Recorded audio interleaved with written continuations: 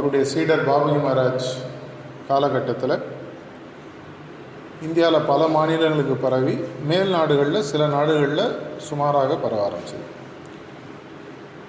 யூரோப்பில் சில நாடுகளில், சவுத் ஆஃப்ரிக்காவில் கொஞ்சம், நார்த் அமெரிக்காவில் கொஞ்சம், இது மாதிரி சில கண்டங்களில் பரவ ஆரம்பிச்சது.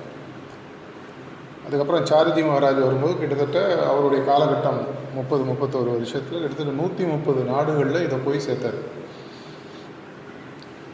அதுக்குள்ளே என்ன ஆச்சு, பேரலாக பார்த்தீங்கன்னா மிஷன் எக்கச்சக்கமாக வளர்ந்து விட்டது. மிஷனை நடத்துவதற்கும் மிஷனுடைய வேலையை செய்வதற்கும் வாலண்டியர் பணியாகவோ இன்றைக்கி ஃபுல் டைமாக எம்ப்ளாய்மெண்ட்டுக்கும் நிறையாவே ஆள் எடுத்துகிட்ருக்கோம்.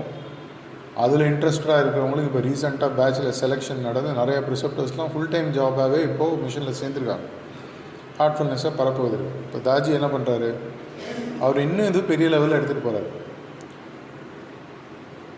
எதனால்?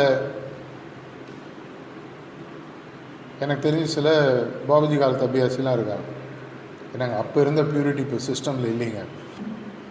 ஓப்பனாக பேசுகிறாங்க, நெருப்புனா வாய் சுற்ற போகிறதில்ல.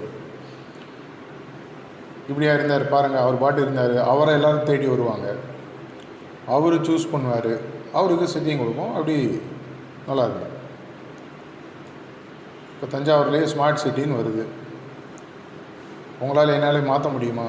முடியாது. கவர்மெண்ட்டில் ஆர்டர் போட்டாங்க, நடக்க போகுது, நிதர்சனம்.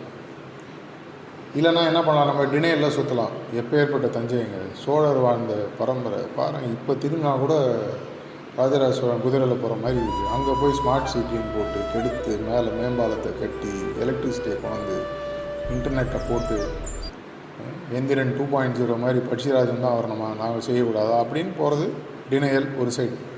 அதுக்கப்புறம் கோவம், அதுக்கப்புறம் ஒரு பார்கெனிங். கவர்மெண்ட் எங்கள் ஏரியா விட்டுருங்க, மற்ற ஏரியாவில் மட்டும் எடுத்து கொஞ்சம் ஸ்மார்ட் சிட்டி பண்ணிக்கோங்க.